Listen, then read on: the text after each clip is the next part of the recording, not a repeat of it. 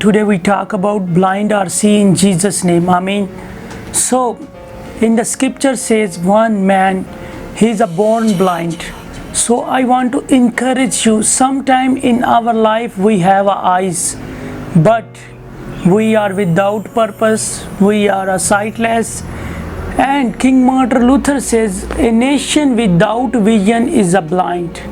If you have no dream, no vision, no purpose in your eyes, so you are a blind. So this is the most important and necessary thing.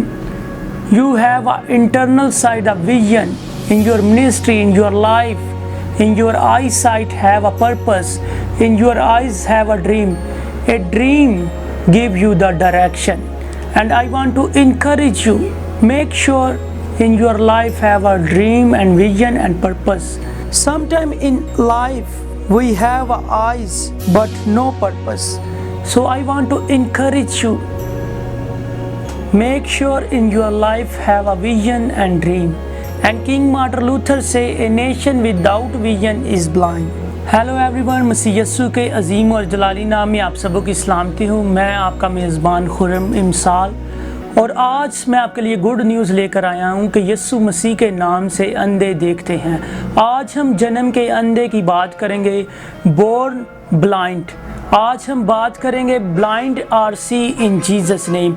आइए किताब मुकद्दस में से gospel of John chapter 9 and 25 verses says, but one thing I do now, that though I was blind now I see. आमीन।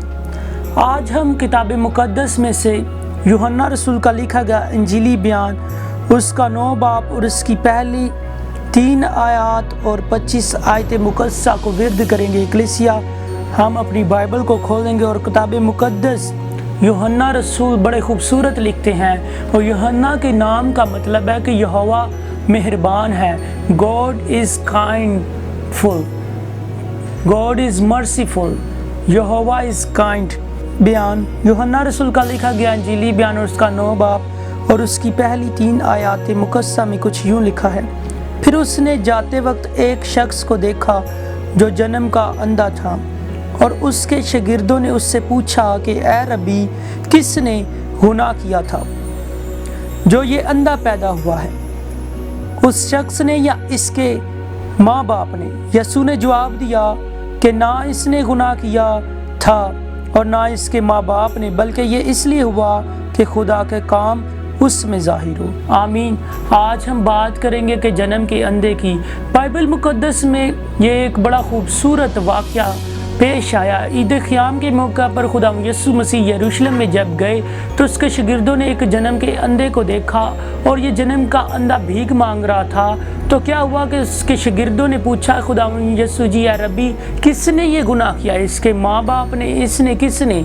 तो खुदा यीशु मसीह ने कहा कि ना तो इसने गुनाह किया है ना तो इसके माँ बाप ने, ये इसलिए हुआ है कि खुदा का जलाल, खुदा की कुदरत, खुदा के काम इसमें ज़ाहिर हो।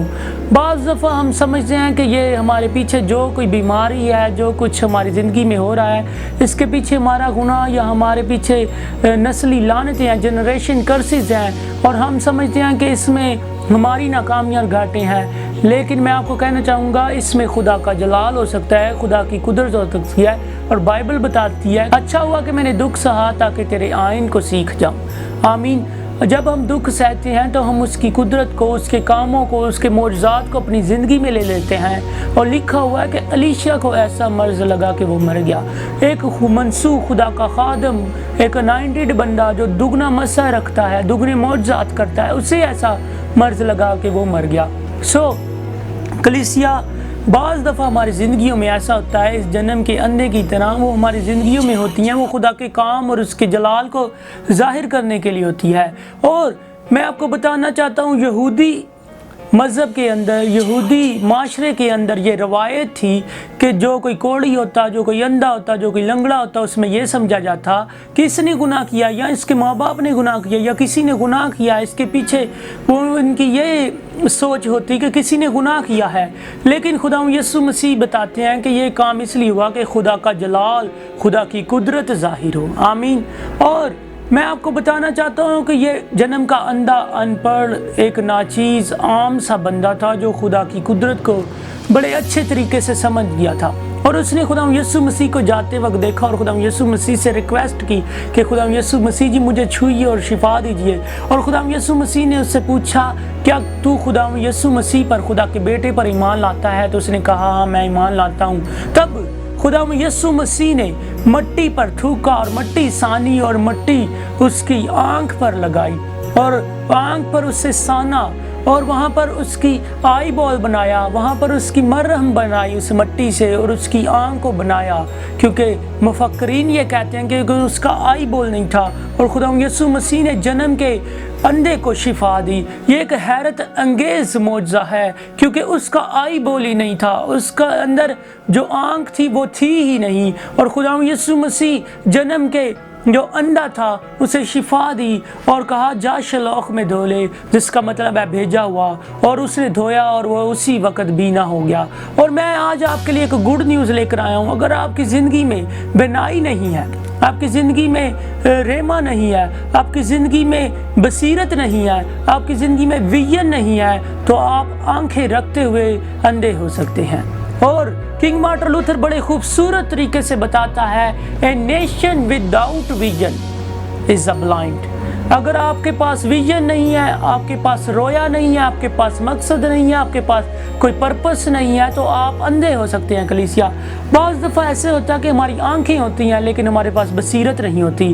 ایک مشہور واقعہ کہ ایک مکھی تھی، وہ کیا کرتی، اس کی بڑی خوبصورت پر تھے۔ ایک دانشور یہ بتاتا ہے کہ وہ مکھی بڑے خوبصورت پر رکھنے کے باوجود جا کر گند پر بیٹھتی ہے، اور وہاں پر وہ فقرہ بولتا ہے کہ کیا فائدہ اتنی خوبصورتی ہونے کا، بیٹھتی وہاں پر ہے۔ اس لیے میں آپ کو کہنا چاہوں گا آنکھوں میں بصیرت ہونا یہ الگ بات ہے، زندگی میں اور دل میں بصیرت ہونا یہ الگ بات ہے۔